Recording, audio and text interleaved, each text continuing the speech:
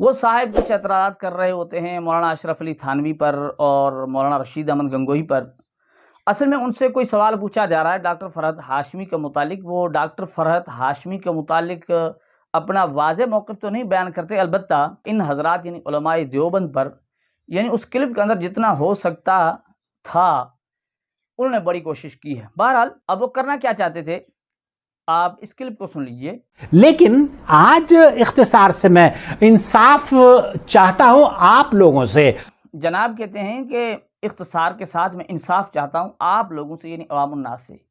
ظاہر ہے جناب کے پاس کوئی دلیل ہوگی کہ بھائی جن مسائل کے اندر، ان کتب کے اندر ایسے مسائل آ جائیں جن میں تردد پیدا ہو جائے تو عوام الناس سے پتہ کرنا چاہیے، نہیں کیونکہ علم تو عوام الناس کے پاس ہے۔ بہرحال یہ الگ بات ہے۔ وہ صاحب کہتے ہیں کہ ہم ایک برج کی طرح ہیں عرب اور عجم کے درمیان، یعنی عرب اور عجم کو ملا رہے ہیں جس طرح دو کناروں کے درمیان پل جو ہے نا ایک کنارے سے دوسرے کنارے تک کا یعنی ذریعہ بنتی ہے۔ ناظرین کرام، وہ اعمال قرآنی پر، تذکرۃ الرشید پر ان کے اعتراضات ہیں، لیکن وجہ کیا ہے وہ حضرت کہتے ہیں جس طرح انہوں نے خود کہا ہے۔ ایک خوبصورت بات دارالعلوم دیوبند کے فتوے میں یہ ہے کہ وہ آپ کو اس کا سبسٹیوٹ یا اس کا نعم البدل بتا رہے ہیں۔ بالکل ہی ایک خوبصورت بات ان صاحب نے بھی کہی، وہ یہ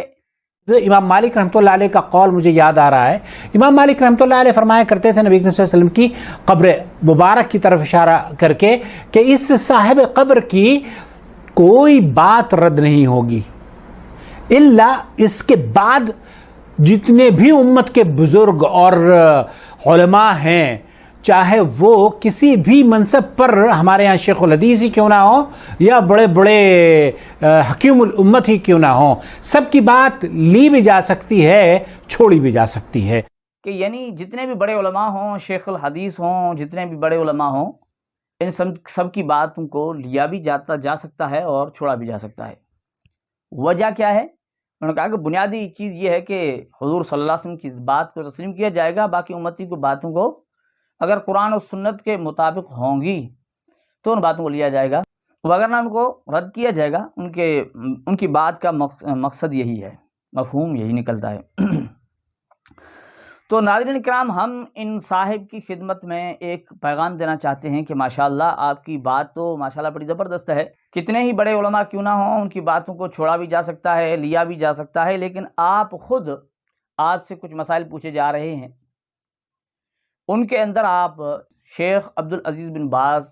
کی آڈیو جو نا سناتے ہیں۔ آئیے رخ کرتے ہیں سماحت شیخ عبدالعزیز بن باز کی محفل میں، وہ اس سلسلے میں کیا رہنمائی فرما رہے ہیں۔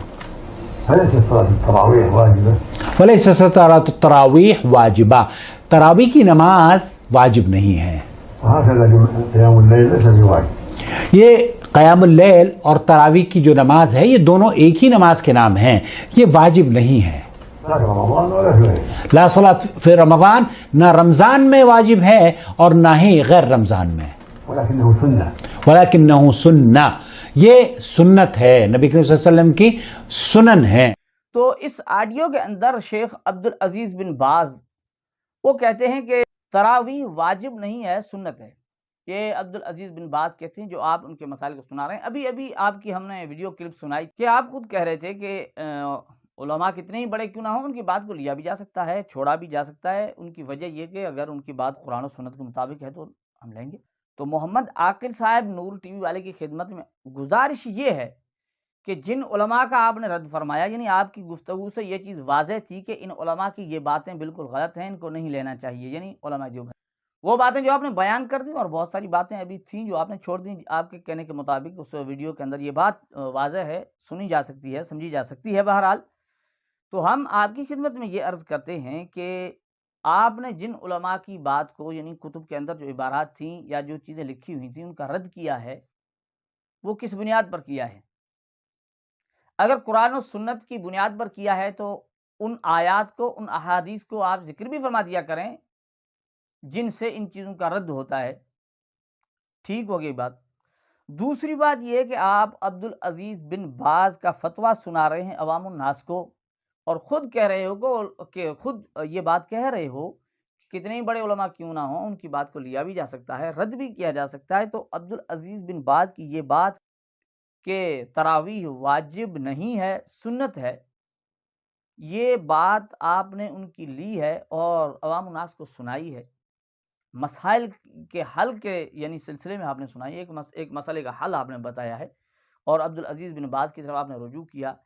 تو یہ قرآن و سنت میں آپ قرآن و سنت سے ہمیں سمجھا دیں کہ قرآن و سنت میں آپ کو کہاں یہ چیز ملی کہ شیخ عبدالعزیز بن باز کی یہ بات قرآن کے مطابق ہے، سنت کے مطابق ہے؟ اگر قرآن و سنت کے مطابق ہے تو محمد عاقل صاحب آپ قرآن پاک کی آیت بھی ساتھ ساتھ سنا دیا کریں، اور احادیث مبارکہ میں سے بخاری و مسلم، نسائی و ابن ماجہ،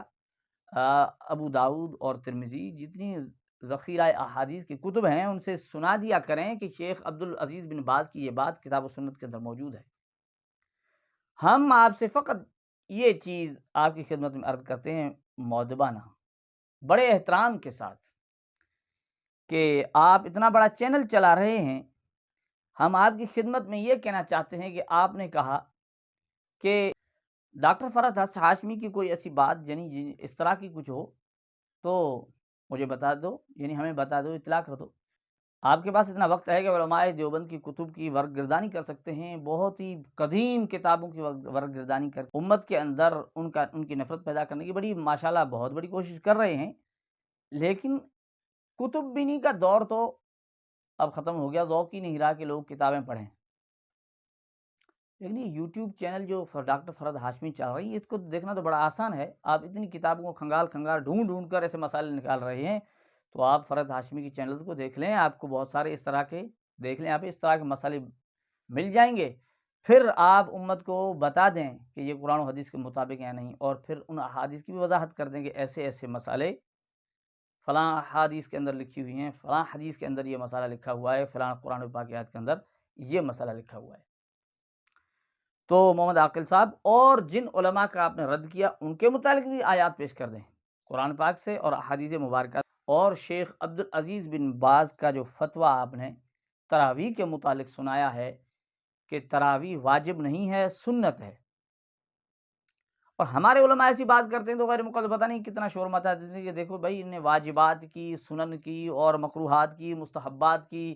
یہ تقسیم اپنی طرف سے کر رکھی ہے، کوئی کتاب و سنت کے اندر ہے نہیں، لیکن جب خود کی باری آ گئی تو عبدالعزیز بن باز سے واجب بھی آ گیا اور سنت بھی آ گیا، اور تراویح واجب نہیں ہے، سنت ہے۔ بس ہم یہی چیز جاننا چاہتے ہیں محمد عاقل صاحب کہ ہمیں اگر یہ آپ بتا دیں گے تو بڑی مہربانی ہوگی، اور تمام ناظرین کی خدمت میں ہم یہ بتانا چاہتے ہیں کہ آپ بھی منتظر رہیے گا، ہم بھی منتظر ہیں